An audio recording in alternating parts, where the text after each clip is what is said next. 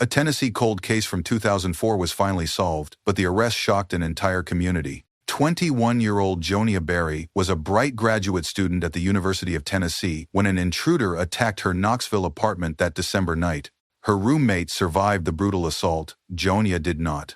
For 3 agonizing years, DNA evidence sat nameless in the system while her mother Marie fought lawmakers to change state testing procedures, ensuring no other family would endure their torturous wait. Then, in 2007, a routine burglary suspect's DNA sample triggered a match. Jerry Marcus, a man who had been living near Jonia's apartment, hiding in plain sight all along. But before investigators could bring him to trial, Marcus made one final, devastating choice that robbed the community of the justice they had waited so desperately to see. When truth finally emerged from years of silence, would it be enough to heal a town fractured by unsolved grief? Before we get into the story, drop a comment with your country and the time right now. The December rain drummed against the windows of Johnia Berry's apartment near the University of Tennessee campus. At 21, she possessed the kind of warm smile that could light up any room, the type of person who remembered everyone's birthday and always had encouraging words for struggling classmates. Her textbooks lay scattered across the kitchen table, each page marked with careful notes in her distinctive handwriting. Philosophy, literature, creative writing subjects that fed her soul and fueled her dreams of helping others through words. "You're going to burn out if you keep studying this late," her roommate called from the living room, controller in hand as he battled digital enemies on the television screen. Jonia laughed, the sound rich and genuine. "Says the guy who's been playing video games for 4 hours straight." She stretched her arms above her head, rolling her shoulders to work out the kinks from hunching over books. "Besides, this paper isn't going to write itself. Professor Henderson expects nothing less than brilliance." The apartment felt safe, cocooned from the winter storm outside. String lights twinkled around the window frames, leftover Christmas decorations that neither of them had bothered to take down. Jonia had always loved how they made even the dreariest evening feel magical. She was the type of person who found wonder in small moments, who could turn a mundane Tuesday into an adventure simply through her perspective. Her phone buzzed with a text from her mother, Marie. "Don't stay up too late, sweetheart. Love you." Jonia smiled, typing back, "Love you too, Mom. Sweet dreams." She glanced at the clock, nearly midnight. Her parents had raised her to be responsible, to work hard for her dreams, but also to take care of herself. The balance wasn't always easy, especially during finals season, but she was learning, growing, becoming the woman she was meant to be. "All right," she announced, closing her textbook with a satisfied thump. "I'm officially calling it a night." She set her alarm for 7 a.m., planning to grab coffee and review her notes before her morning class. Life felt manageable, full of possibility. Tomorrow would bring new challenges, new opportunities to learn and grow. The apartment settled into quiet as she brushed her teeth and changed into pajamas. Outside, the rain continued its steady rhythm, a lullaby that had always helped her sleep. She pulled the covers up to her chin, feeling grateful for this life she was building for her education, her family, her bright future stretching ahead like an unwritten story waiting for her pen. Darkness settled over the apartment like a blanket. Neither Jonia nor her roommate stirred as the storm intensified, rain turning to sleet against the windows. In a few hours, everything would change forever. The apartment held its breath in the pre-dawn darkness. Outside, the December wind howled through bare tree branches, rattling windows and sending trash cans rolling down empty streets. Inside, 2 young people slept peacefully, unaware that evil was about to shatter their world. The sound came first, a soft scraping against the living room window, then silence, then the unmistakable crack of glass giving way under pressure. The window frame, weathered from years of Tennessee storms, offered little resistance to determined hands. Wood splintered, the lock mechanism snapped with a metallic ping that seemed impossibly loud in the still apartment. Cold air rushed in, carrying the scent of winter rain and something else, something darker. Heavy footsteps moved through the living room, pausing at the hallway entrance. The intruder's breathing was measured, controlled. This wasn't random. This wasn't a crime of opportunity. Every movement spoke of purpose, of someone who had been watching, planning, waiting for the right moment. Jonia's roommate stirred first, consciousness pulling him from deep sleep towards something wrong, a draft where there shouldn't be one, the sound of movement in a space that should be empty. His eyes opened to darkness, but not the familiar darkness of home. This felt different, threatening. The attack came without warning. A shadow fell across the doorway, and suddenly the roommate was fighting for his life against an unseen assailant. Furniture crashed, glass shattered. His cries pierced the night as he struggled desperately, wounds opening across his arms and torso as he tried to defend himself. "Run!" he gasped, stumbling toward Jonia's room. "Get out! Someone's butt!" The intruder was already moving past him, already focused on the primary target. The roommate, bleeding and disoriented, managed to reach the front door. His hands shook as he fumbled with the locks, slick with his own blood. Behind him, he could hear sounds that would haunt his dreams forever. Sounds of violence, of innocence being destroyed. He burst through the door into the freezing night, bare feet, slipping on wet pavement as he ran toward the nearest house with lights on. His voice cracked as he pounded on doors, screaming for help, for police, for someone to make this nightmare stop. Please, someone broke in. My roommate Johnia, she's still in there. By the time the paramedics arrived, sirens wailing through the sleeping neighborhood, it was already too late. The intruder had vanished into the storm, leaving behind only devastation and a young woman whose light had been extinguished far too soon. The broken window frame stood like a mouth, gaping open to let in the December cold and all the darkness that followed. The emergency room at University of Tennessee Medical Center buzzed with controlled chaos. Nurses moved efficiently between curtained areas while doctors spoke in the clipped, professional tones reserved for trauma cases. In one corner, Johnia's roommate sat on an examination table, his wounds being cleaned and stitched by a resident who kept stealing glances at the police officers hovering nearby.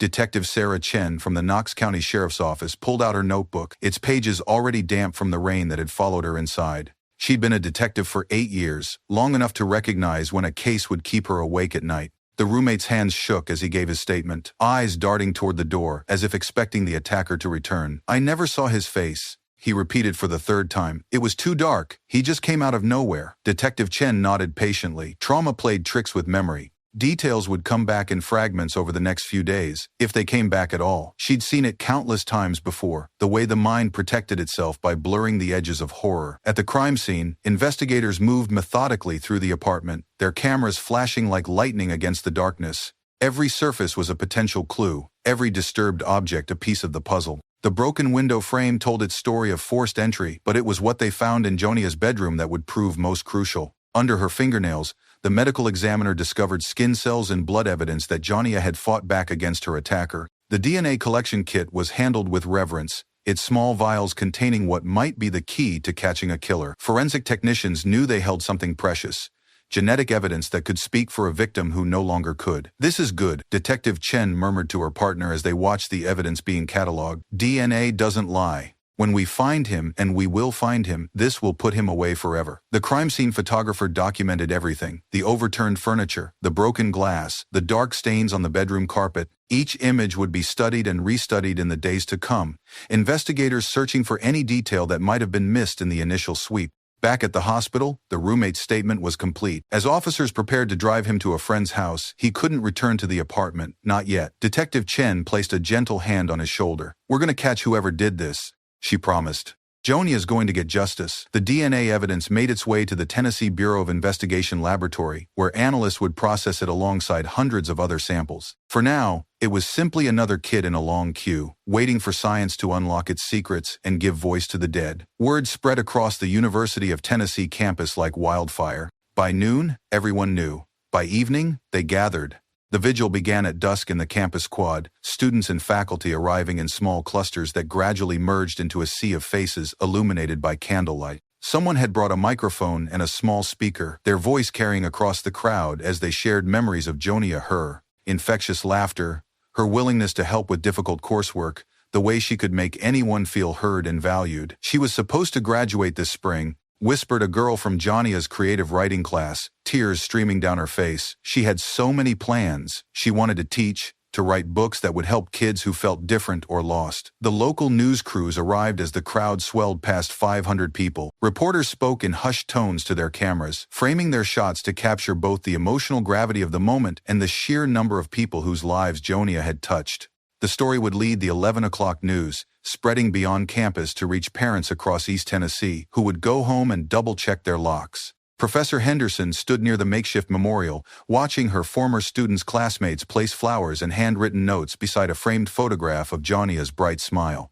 She'd taught for 30 years, but losses like this never got easier. The promising ones, the students who reminded you why you chose education in the first place, losing them felt like losing a piece of the future itself. Has anyone been arrested? Called a voice from the crowd. Detective Chen had attended the vigil, standing respectfully at the edges while uniformed officers maintained a discreet presence. She stepped forward when the question was asked, knowing these young people deserved honesty. We're following several leads, she said, her voice carrying across the quad. "The investigation is ongoing, and we're confident we'll find who did this, but I need your help.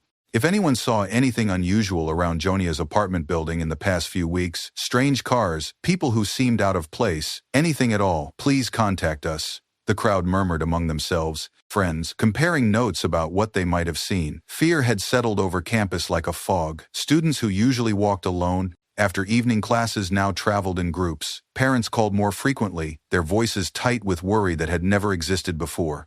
As the vigil concluded, the candles remained burning, small flames flickering in the December wind but refusing to be extinguished. They would burn through the night, and someone would replace them tomorrow, and the day after that, until justice was served. But for now, there were no suspects, no arrests.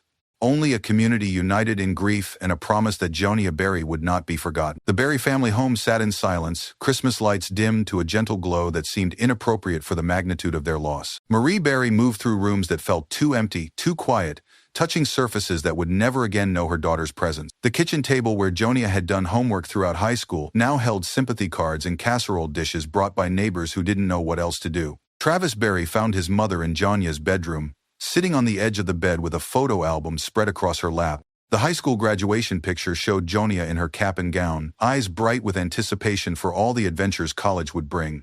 Marie's finger traced the edge of the photograph as if she could somehow reach through time and pull her daughter back to safety. "I keep thinking I hear her car in the driveway," Marie whispered. "I know it's impossible, but I keep waiting for her to come home and tell me this was all some terrible mistake." Travis sat beside his mother, in his own grief, a heavy stone in his chest that he struggled to carry while also supporting his parents. He'd always been the practical one, the problem solver, but there was no fixing this. No amount of determination or hard work could bring his sister back. "The detective called," he said gently.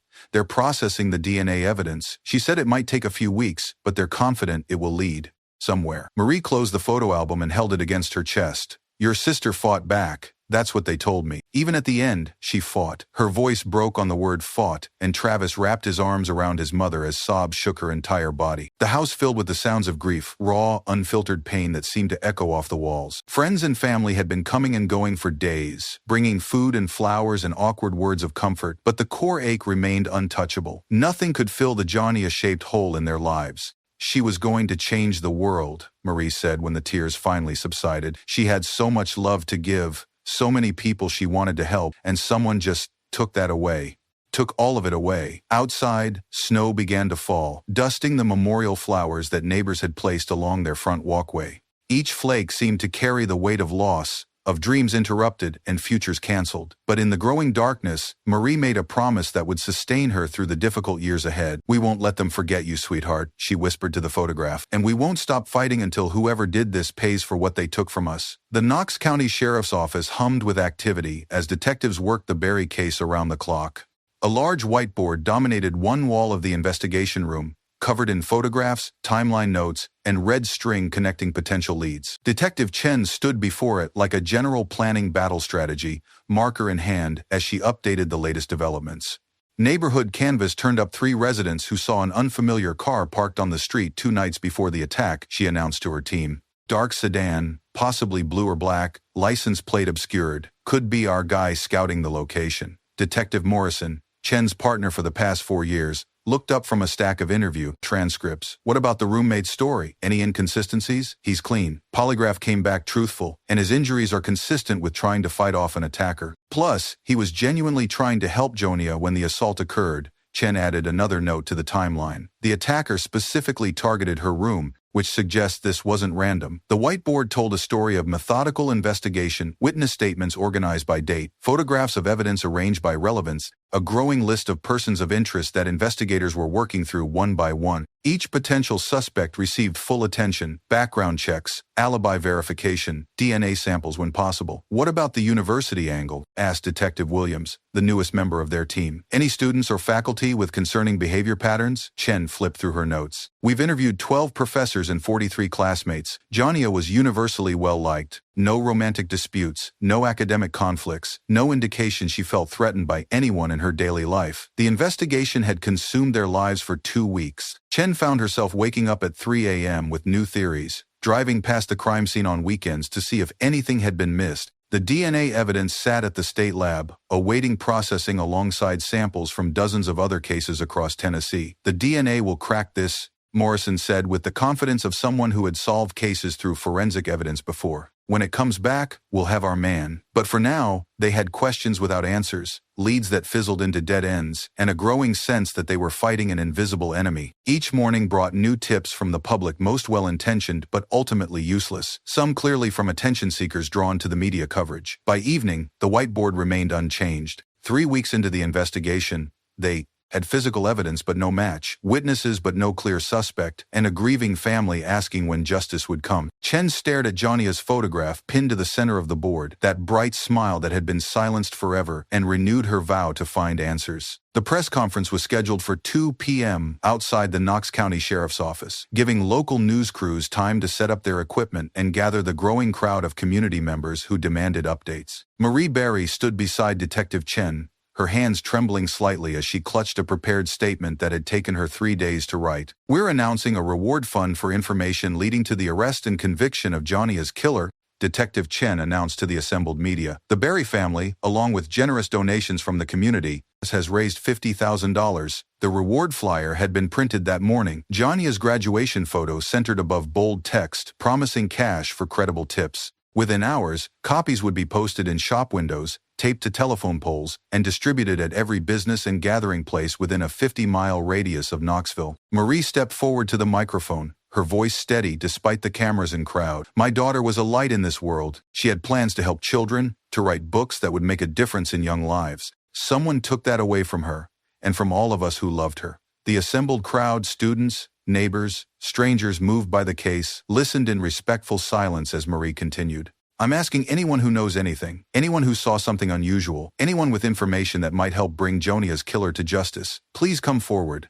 Our family will never be whole again, but knowing that her killer is off the streets might help us begin to heal." After the conference, Detective Chen fielded questions from reporters while Marie accepted condolences from community members who had driven from across East Tennessee to show support. The story would make regional news, spreading the reward information beyond Knoxville to neighboring counties where the killer might be hiding. "Do you have any suspects?" asked a reporter from Channel 8. Chen chose her words carefully. "We're following several promising leads and are confident that the DNA evidence will ultimately solve this case. The investigation remains active and ongoing." But privately, she worried. 3 weeks without an arrest had allowed public attention to begin wandering toward other stories, other tragedies. The tip line had been busy immediately after the murder, but calls were already decreasing as the case moved from breaking news to cold case territory. As the crowd dispersed and news crews packed their equipment, the reward flyers remained $50,000 worth of hope that someone, somewhere, possessed the information that would finally bring Jonia Berry justice. 6 months had passed since that December night, and the Knox County Sheriff's Office investigation room had taken on the stillness of a place where hope goes to die.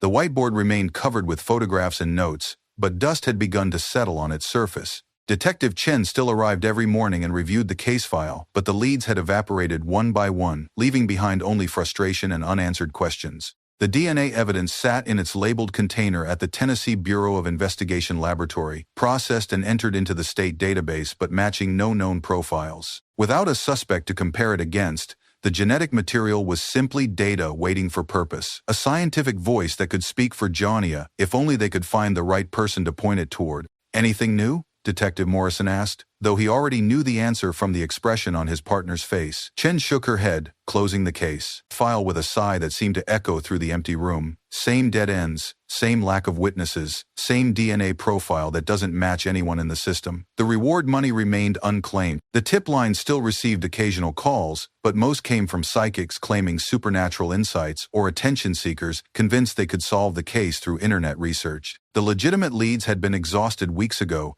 each one investigated thoroughly, only to lead nowhere. Outside the windows, Knoxville was moving forward. Students had returned to campus for the spring semester, life resuming its normal patterns, despite the shadow that still hung over the university community. Security had been increased, escort services expanded, but the simple truth remained: Jonia's killer was still free, still walking among them. Chen opened the case file one more time, studying crime scene photographs she had memorized by now. The broken window frame, the overturned furniture, the evidence markers indicating where DNA had been collected, everything pointed to a violent struggle, to a young woman who had fought desperately for her life against an attacker who seemed to have materialized from thin air. The DNA will solve it eventually, Morrison said, repeating the mantra they had clung to through months of investigative frustration. Someone will get arrested for something else. Their sample will get entered into the system, and we'll get our match. But eventually felt very far away as Chen locked the case file in its cabinet, the metal drawer sliding closed with a finality that seemed to echo the investigation's current status. Outside, the sun was setting over Knoxville, another day ending without answers for the Berry family, without justice for a bright young woman whose dreams had been cut short by violence. 1 year, 365 days since Jonia Berry's life had been stolen, and still no arrest. The anniversary vigil on the University of Tennessee campus drew a smaller crowd than the previous December,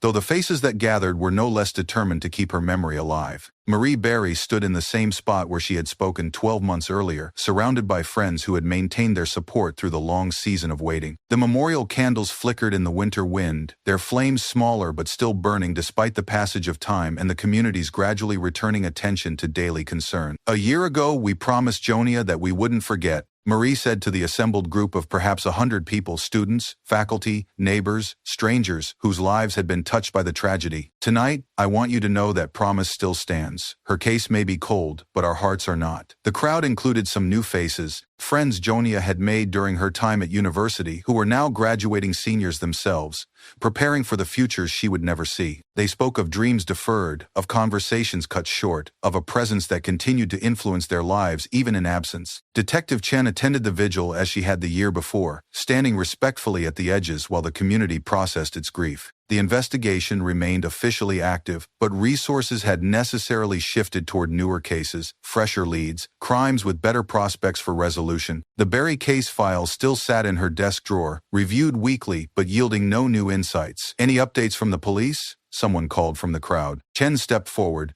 her breath visible in the December cold, as she addressed the group. "The DNA evidence remains our strongest lead. We continue to review the case regularly, and any new information is immediately investigated. This case is not closed, and it never will be until we have answers." But the hard truth, unspoken but understood by everyone present, was that cold cases grew colder with each passing day. Witnesses moved away or forgot details. Evidence degraded. Public attention wandered toward more recent tragedies. The window for solving Jonia's murder was closing, perhaps already closed. As the vigil concluded, Marie remained behind after others had departed, staring at the memorial site where flowers and notes continued to accumulate despite the months that had passed. Her daughter's graduation photo looked back at her from behind glass, that bright smile unchanged by time or tragedy. Standing alone in the December darkness, Marie felt the full weight of a mother's grief, raw, unending, and increasingly isolated as the world moved forward without her daughter. The Tennessee State Capitol building rose against the spring sky like a monument to possibility, its dome catching the morning light as Marie Berry climbed the steps toward what she hoped would be meaningful change. She carried with her a folder thick with documentation, crime statistics, DNA processing timelines, letters from other victims' families who had endured similar waits for justice. Senator Patricia Williams had agreed to meet after reading about Jonia's case in the Knoxville News-Sentinel. The article had detailed not just the murder but the ongoing frustration with DNA processing delays that kept cases cold when they should have been solved. Marie had written to legislators across the state, but Senator Williams was the first to respond with genuine interest rather than form-letter sympathy. "Mrs. Berry, thank you for coming," the senator said, rising from behind her desk to shake Marie's hand. "I've been following your daughter's case, and I believe there's something we can do to help prevent other families from going through what you've experienced." The meeting lasted 2 hours. Marie laid out the problem with methodical precision DNA evidence that could solve crimes sitting unprocessed for months, sometimes years, while killers walked free and families waited in agony. The backlog at state laboratories meant that even when police had genetic evidence, justice was delayed by bureaucratic inefficiency. "In Jonia's case, we have the killer's DNA," Marie explained, her voice steady despite the emotional weight of discussing her daughter's murder. "But without someone to match it against, it's just sitting in a database. If we required DNA collection from everyone arrested for felonies, not just convicted, we might have caught him already." Senator Williams took careful notes, occasionally asking clarifying questions about current procedures and potential improvements. She had championed victims' rights legislation before and understood both the political challenges and the moral imperative of Marie's proposal. "What would you want this law to accomplish?" the senator asked. Marie had prepared for this question, spending weeks researching similar legislation in other states and consulting with victim advocacy groups. Mandatory DNA collection upon arrest for felonies, expedited processing timelines, and dedicated funding to eliminate backlogs. We could call it the Jonia Berry DNA Law. The senator smiled, the first genuine smile Marie had seen from a politician since beginning her advocacy efforts. I think we can make that happen. It won't bring Jonia back, but it might prevent other families from enduring what you've gone through. As Marie left the Capitol building, she felt something she hadn't experienced since that terrible December night: hope. Not hope for her own case necessarily, but hope that her daughter's death might serve a purpose beyond tragedy, might prevent other mothers from standing in empty bedrooms wondering if justice would ever come. The case file had grown thin from handling, its manila edges worn soft by Detective Chen's frequent reviews. Each page had been read countless times, each photograph studied until every detail was memorized, each witness statement analyzed for missed clues or overlooked connections. But 18 months after Johnia Berry's murder, the investigation remained frozen in the same place it had been since those first crucial weeks. Detective Morrison found his partner in the investigation room, once again standing before the whiteboard that had become a shrine to unsolved questions. The photos of evidence, the timeline of events, the list of potential suspects, all of it unchanged for months, gathering dust like artifacts in a museum dedicated to frustration. The lab called, Morrison said quietly. They're running another comparison against new entries in the database.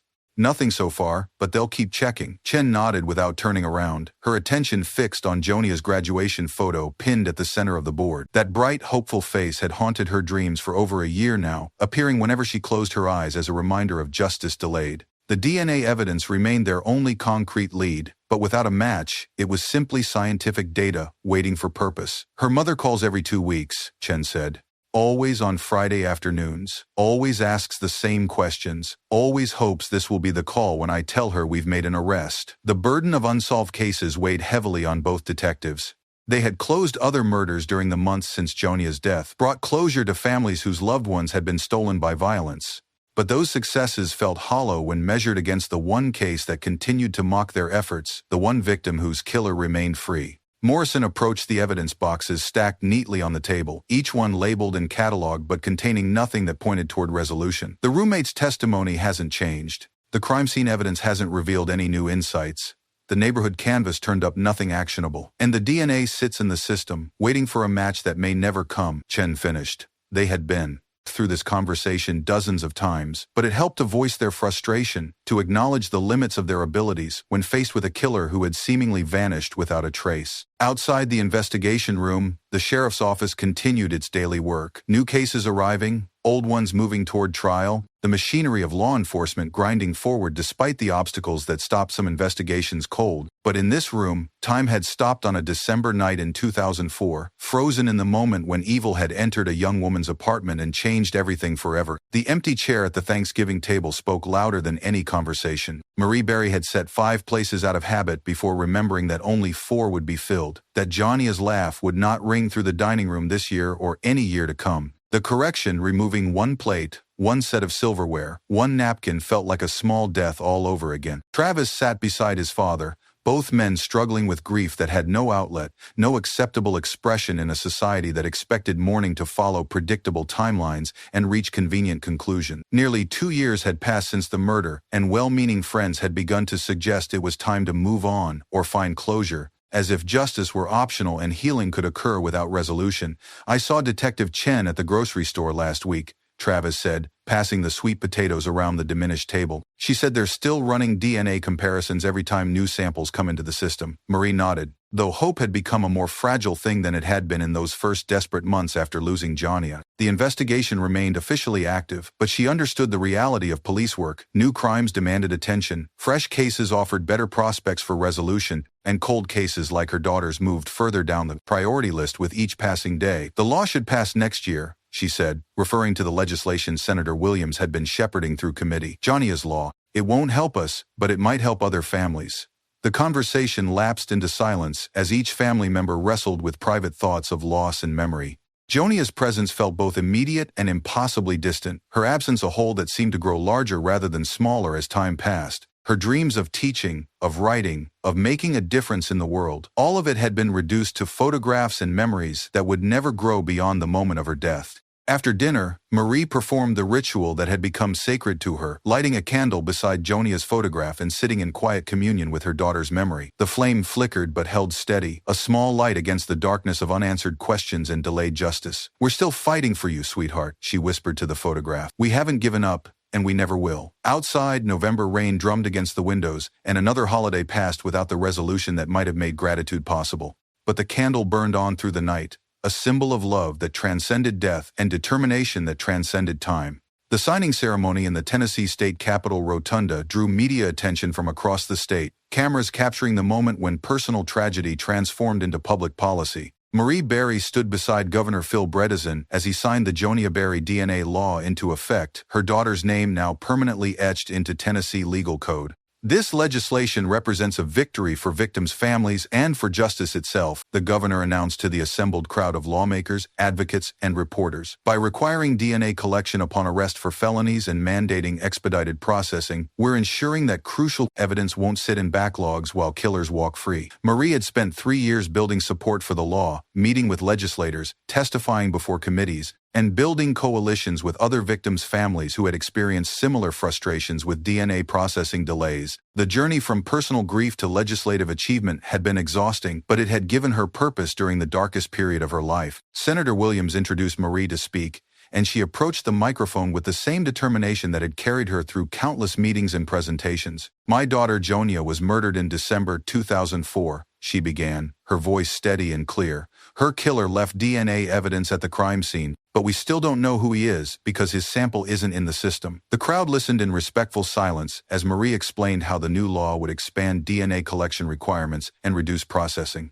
times, potentially preventing other families from enduring years of uncertainty while evidence sat unanalyzed in laboratory backlogs. "This law won't bring Jonia back," Marie continued, "but it might help bring other victims the justice they deserve. If one family is spared the weight we've endured, if one killer is caught because DNA processing happened quickly instead of slowly, then my daughter's death will have served a purpose beyond our grief." Detective Chen attended the ceremony, watching from the back of the rotunda as the woman she had promised to help finally achieved a measure of victory. The Berry case remained unsolved, but Marie's advocacy had created lasting change that would impact criminal investigations across Tennessee for generations to come. After the ceremony, Marie stood for photographs with the governor and legislative sponsors, holding a framed copy of the law that bore her daughter's name. The ink was still wet on a document that represented hope for other victims, even as her own family continued waiting for the call that would bring their nightmare to an end. But for this moment, surrounded by allies who had helped transform grief into action, Marie allowed herself to smile through tears of both sorrow and pride. The late-night hum of computers filled the Tennessee Bureau of Investigation laboratory as analysts worked through another batch of DNA samples collected from arrestees across the state. The Jonia Berry DNA Law had increased their workload significantly, but it had also provided the resources needed to process evidence more quickly and efficiently. Dr. Sarah Martinez had been working the night shift for 3 years, preferring the quiet concentration that came after most of her colleagues had gone home. She methodically entered genetic profiles into the state database, each sample representing a potential key to unsolved crimes scattered across Tennessee. Most would match nothing, but occasionally one would light up the system with a hit that could crack a cold case wide open. The sample from Jerry Marcus had arrived that afternoon, collected during his arrest for burglary in Hamilton County. Marcus was a transient with a history of petty crimes who had been picked up trying to break into a storage facility. Under the new law, his DNA was collected automatically upon arrest rather than waiting for conviction, a change that had already helped solve several cold cases across the state. Dr. Martinez uploaded Marcus's genetic profile into the system at 11:47 p.m., expecting it to join the thousands of other samples that matched no outstanding cases. She had processed similar profiles earlier in her shift routine entries that generated no alerts, no excitement, no breakthrough moments for investigators waiting for answers. But this time, her computer screen flashed a different message: match found. The analyst stared at the screen for a moment, hardly believing what she was seeing. After 3 years of processing samples under the new law, she had become accustomed to negative results, to profiles that vanished into the database without solving any crimes. Matches were rare enough that each one felt like a small miracle. She pulled up the case details. Berry, Jonia, December 2004, Knox County, homicide, Dr.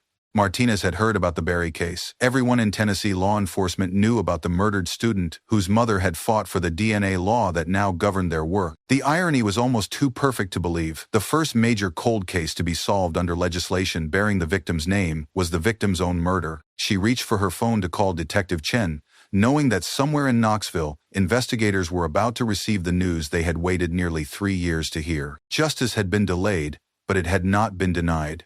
The computer screen continued to flash its alert, announcing that science had finally given voice to a victim who could no longer speak for herself. Detective Chen's phone rang at 6:15 a.m., pulling her from the first deep sleep she'd enjoyed in weeks. The caller ID showed the Tennessee Bureau of Investigation Laboratory, and her heart immediately began racing. In her 8 years working homicides, early morning calls from the lab meant only one thing: a breakthrough. Detective Chen, this is Dr. Martinez at TBI. We have a DNA match on the Berry case. The words seemed to hang in the air for a moment before their meaning fully registered. Chen sat up in bed, suddenly wide awake, her mind already racing through the implications of what she had just heard. "You're sure?" she asked, though she knew Dr. Martinez wouldn't have called without being absolutely certain. 13-point match on the DNA collected from under the victim's fingernails. The sample came from Jerry Marcus, arrested yesterday in Hamilton County for burglary. I'm sending over his file now. Chen was already reaching for her laptop, her hands trembling slightly as she opened her email to receive the information that would finally give them their killer.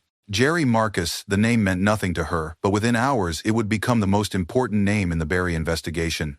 The file painted a picture of a man who had lived on the margins of society, multiple arrests for theft, drug possession, and burglary across several counties. No violent crimes on his record, but criminals often escalated their behavior in ways that surprised investigators.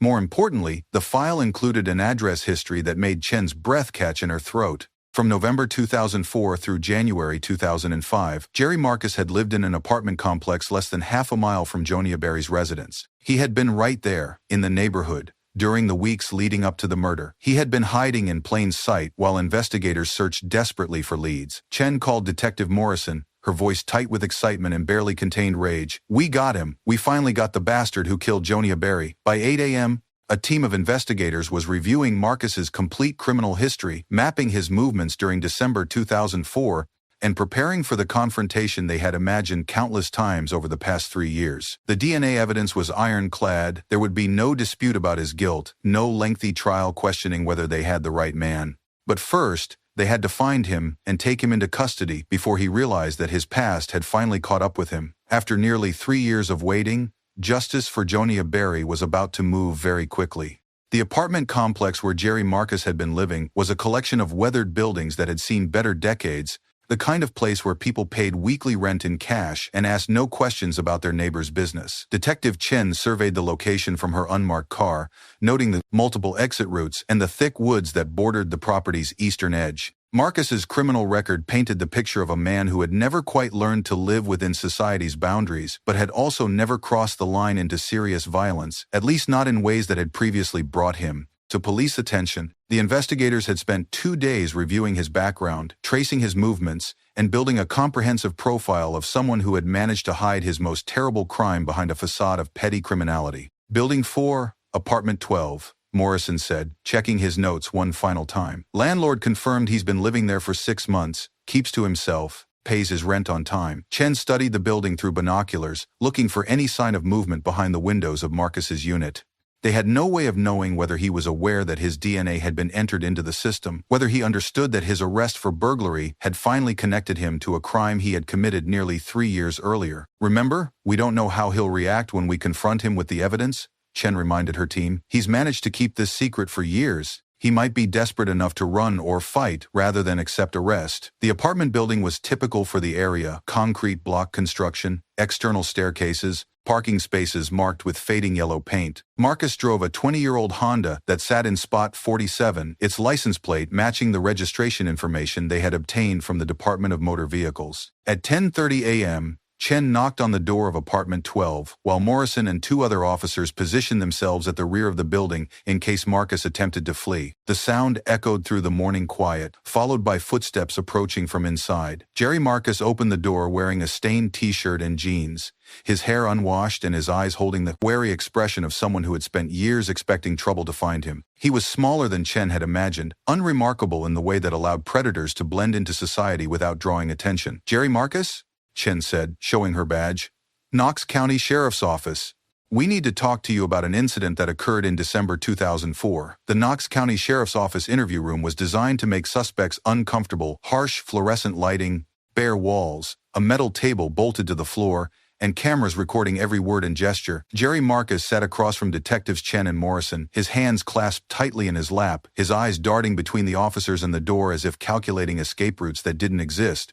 "Jerry, we need to talk to you about Johnia Berry," Chen began, watching his face carefully for any reaction to the name. "Does that name mean anything to you?" Marcus shifted in his chair, his body language immediately becoming defensive. "I don't know any Johnia Berry.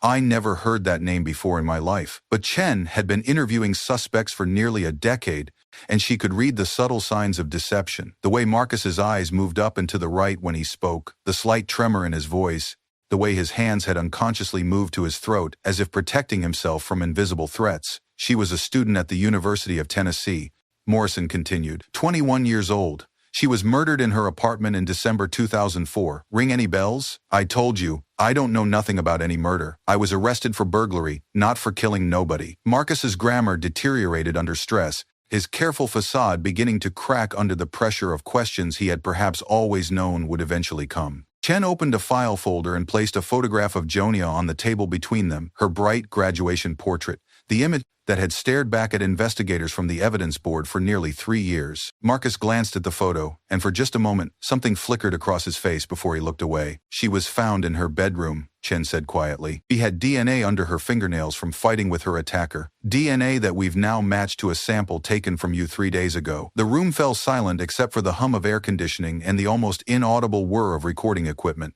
Marcus stared at the table, his breathing becoming shallow, his hands now visibly shaking as the weight of scientific evidence settled around him like a net he could no longer escape. "I want a lawyer," he finally whispered, the words barely audible. But Chen wasn't finished. "That young woman fought for her life, Jerry. She scratched her killer, and now we know who he islanded. The DNA doesn't lie." Marcus looked up one final time, his eyes meeting Chen's for a moment that seemed to stretch forever. Then he stood abruptly, walking past the investigators toward the door before remembering it was locked. The interview was over, but the case was finally solved. Jerry Marcus walked out of the Knox County Sheriff's Office at 7:30 p.m. on a Tuesday evening in late spring, his hands trembling as he fumbled with his car keys.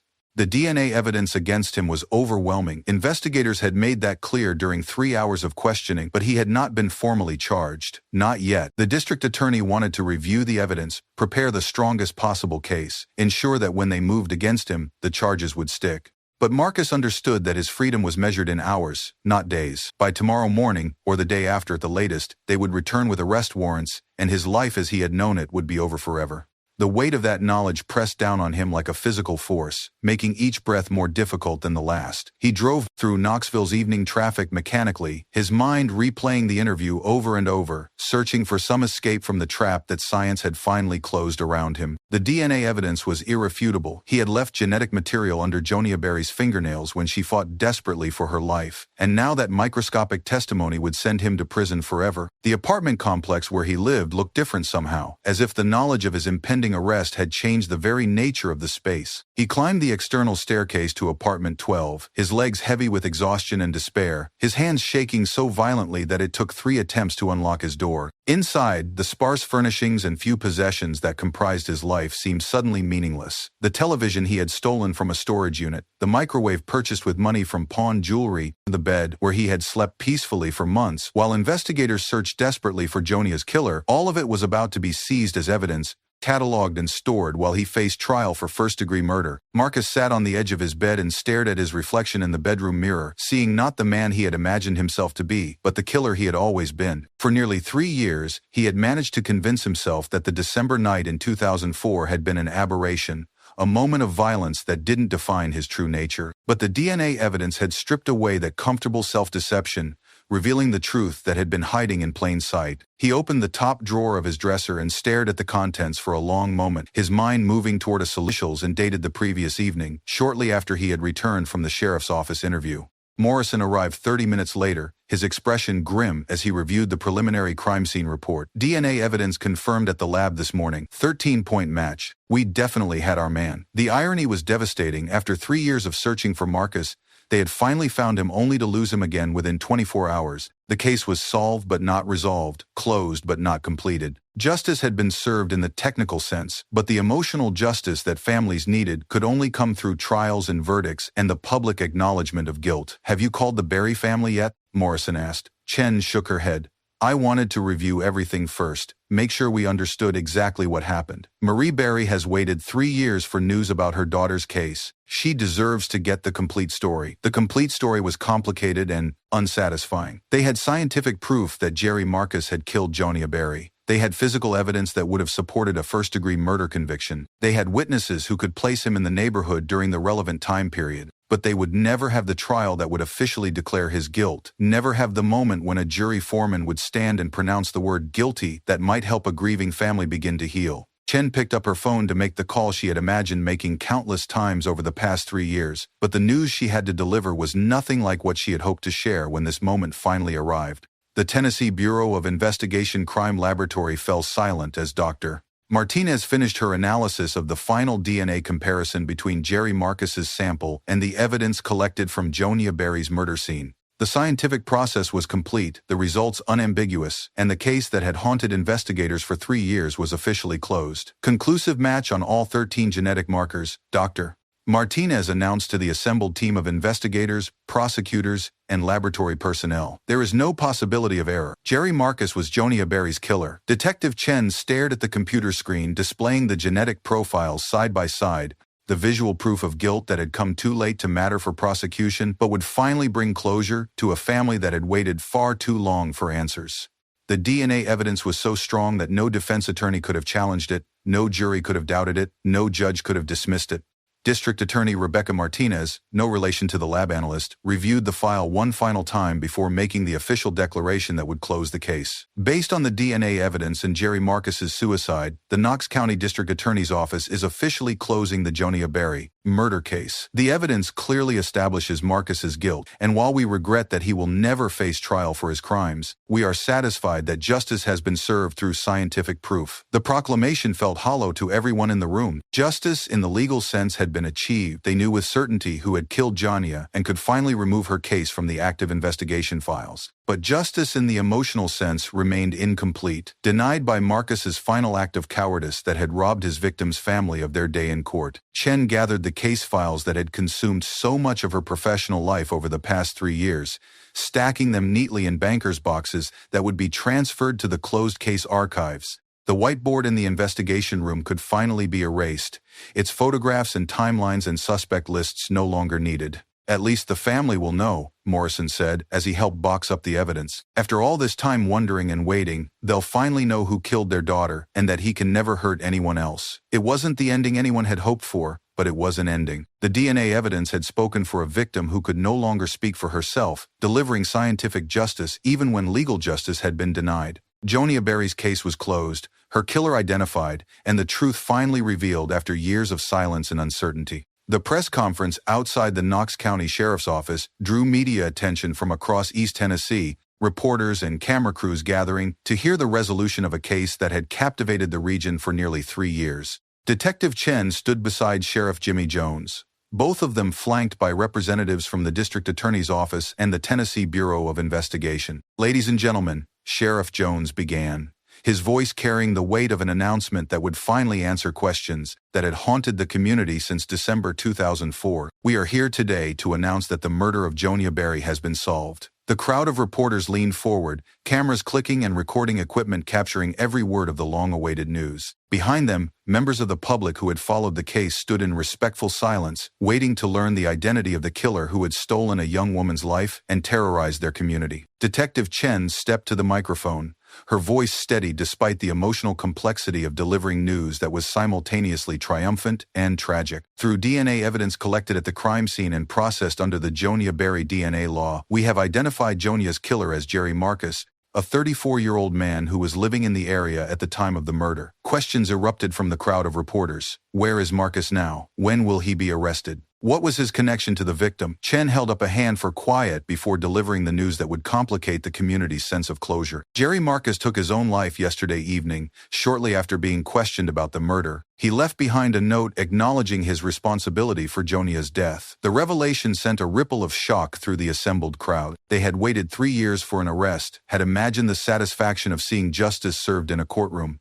had anticipated the closure that would come from a trial and conviction. Instead, they were learning that their desire for justice had been fulfilled and frustrated simultaneously. Channel 8's senior reporter raised her hand. Detective Chen, what does this mean for the Berry family? Are they satisfied with this resolution? Chen chose her words carefully. The Berry family is grateful to finally have answers about who killed their daughter. While they would have preferred to see Marcus face trial, the DNA evidence leaves no doubt about his guilt. They can finally begin to heal, knowing that Jonia's killer is no longer a threat to the community. The press conference continued for 20 minutes, with officials providing details about the DNA match, the timeline of the investigation, and the circumstances of Marcus's suicide. But for many in the crowd, the overwhelming emotion was a strange mixture of relief and disappointment. Justice served, but not in the way they had hoped. The Berry family home had never felt as quiet as it did on the evening when Detective Chen called with news that would forever change their relationship with hope and grief. Marie sat in her living room, surrounded by the photographs and mementos of a daughter who would never come home, listening to words she had dreamed of hearing for 3 years. We found him, Marie. We know who killed Jonia. The relief was immediate and overwhelming, a physical sensation that seemed to drain all the tension she had carried in her shoulders and neck since that terrible December night.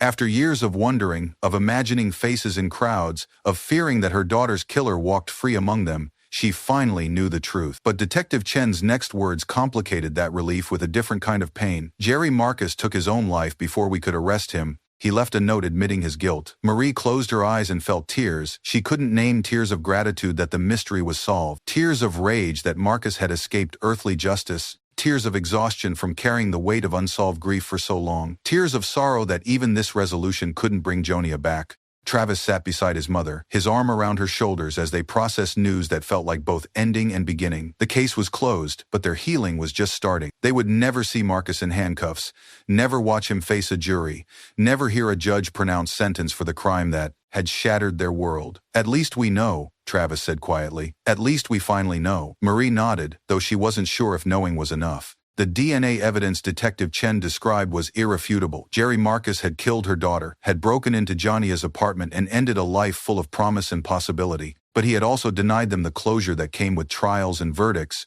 with seeing justice served publicly and completely. He was living right there in the neighborhood, Marie said, her voice barely above a whisper. All this time, he was right there, while we wondered and waited and searched for answers. The conversation with Detective Chen had lasted 30 minutes, filled with details about DNA matches and investigation timelines and the circumstances of Marcus's death. But the essential truth was simple. Jonia's killer had been found and was no longer a threat to anyone. The case that had consumed their lives for 3 years was finally over. That night, Marie lit a candle beside Jonia's photograph, one last time, not as a vigil for unsolved grief, but as a memorial to a daughter whose killer had finally been brought to justice, even if that justice had come in an unexpected form. Spring arrived early in Knoxville the year after Jonia's case was solved, bringing with it a sense of renewal that seemed to touch every corner of the University of Tennessee campus. In the memorial garden behind the Student Union building, construction workers were putting the finishing touches on a bench that would serve as a permanent tribute to a young woman whose death had changed both law and lives across Tennessee. The bronze plaque was simple but elegant, in memory of Johnia Berry, 1983 to 2004. Her light continues to shine through the lives she touched and the laws she inspired. Below her name, an engraving of an open book represented her love of learning and writing,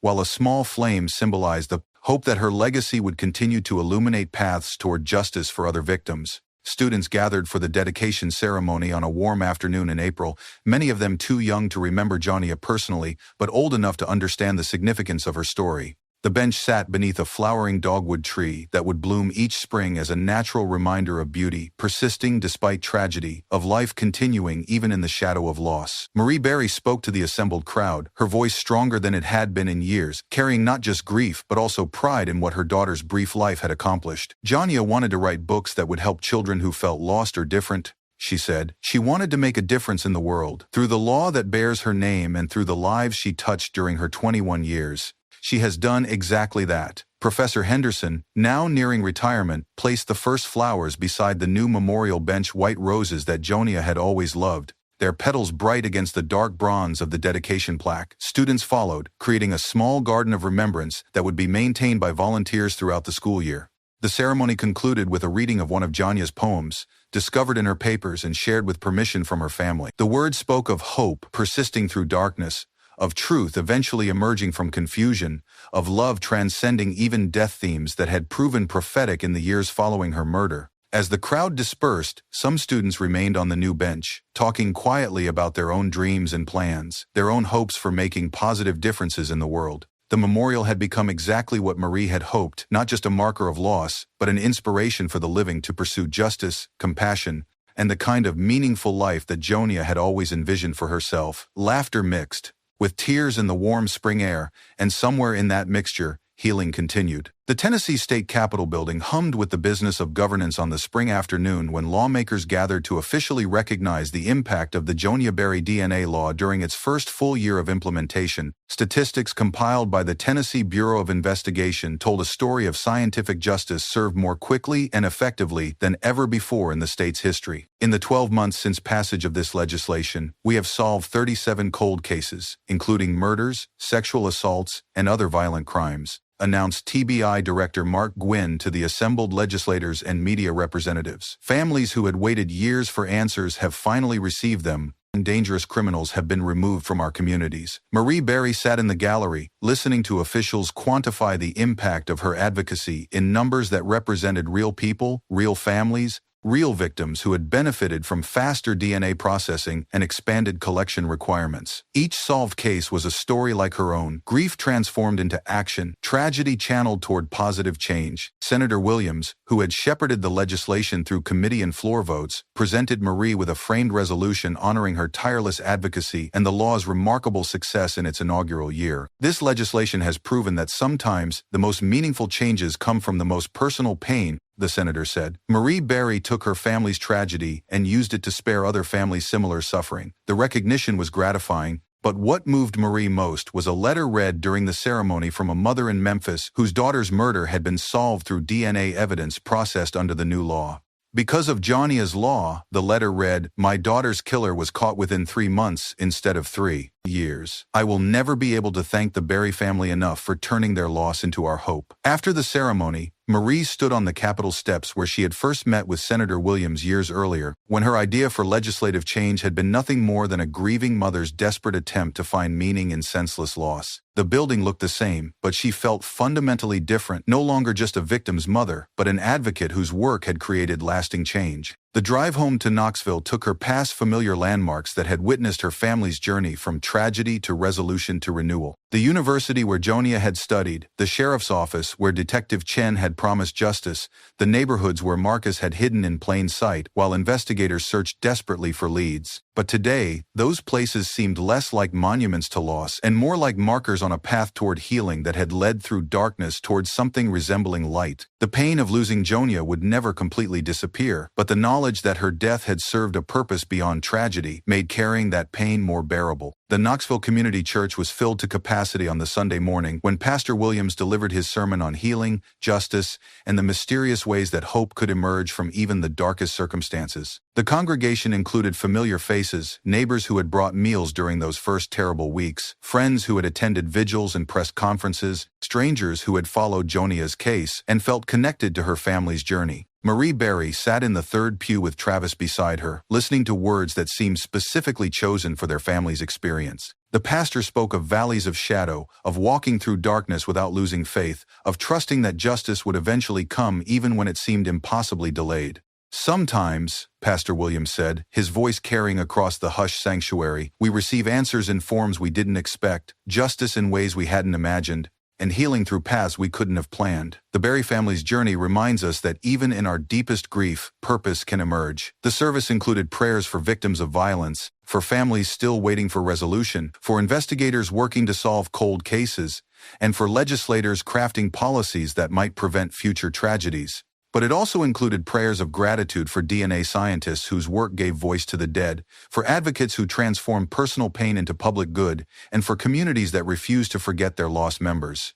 During the closing hymn, Marie felt something she hadn't experienced since December 2004. Peace. Not the peace that came from forgetting or moving on, but the deeper peace that came from accepting that some questions had been answered, some justice had been served, and some good had emerged from incalculable loss. After the service, congregants approached the Berry family with embraces and quiet words of support. Many shared their own stories of loss and recovery, creating an informal network of people who understood that healing was possible even when it seemed impossible, that hope could survive even in the aftermath of tragedy. The church's memorial garden included a small section dedicated to victims of violence, and Marie paused there before leaving, reading names etched in stone and thinking about other families who had walked similar paths through grief toward acceptance. Johnia's name wasn't there. Her memorial was at the university, but her spirit felt present among these other remembrances of lives cut short and love that endured. As the Berry family walked toward their car, Travis commented on how different the church had felt compared to those first services after Jonia's death, when every prayer had felt desperate and every hymn had sounded hollow. Today, the music had carried them rather than mocking their pain, and the prayers had felt like conversation rather than pleading. The community that had been shattered by tragedy had slowly rebuilt itself, not unchanged but somehow stronger for having weathered the storm together. Winter returned to Tennessee with unusual gentleness, bringing soft snow instead of the harsh sleet that had marked December 2004.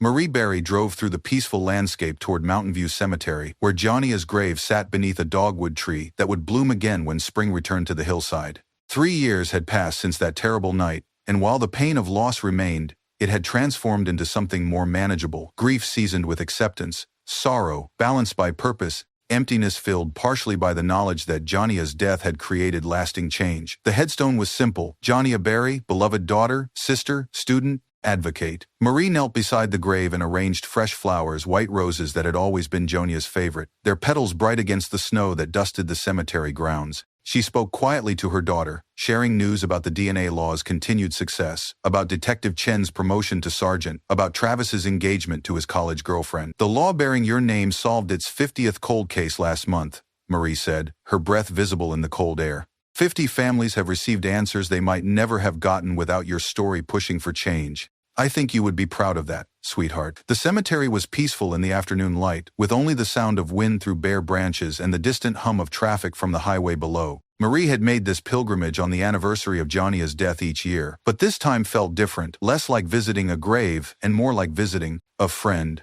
"We caught your killer, baby girl. I know the ending wasn't what we hoped for, but we know who he was, and he can never hurt anyone else." Detective Chen kept her promise. "Justice found you, even if it took longer than it should have." The words carried on the winter wind, seeming to echo off the hillside and the stone markers of other families who had faced similar losses. Death was the universal human experience, but so was love. Love that persisted beyond death. Love that motivated parents to fight for change. Love that transformed tragedy into advocacy. Marie stood slowly, her knees stiff from kneeling on the cold ground, and placed her hand on the headstone one final time. "I'll see you again someday, Jonia. Until then, your light keeps shining through all the lives your story has touched. Love keeps you close, even when justice took so long to find you." The drive home took her past the university, where students were returning from winter break, past the sheriff's office, where new cases were being investigated, past the neighborhoods where families were learning to feel safe again. Life continued, changed but not broken, scarred but not defeated.